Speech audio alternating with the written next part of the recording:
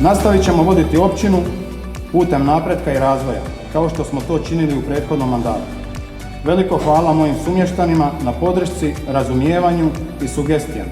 Svim mještankama i mještanima čestitam dan općine Bibinj. Hvala vam i živjeli.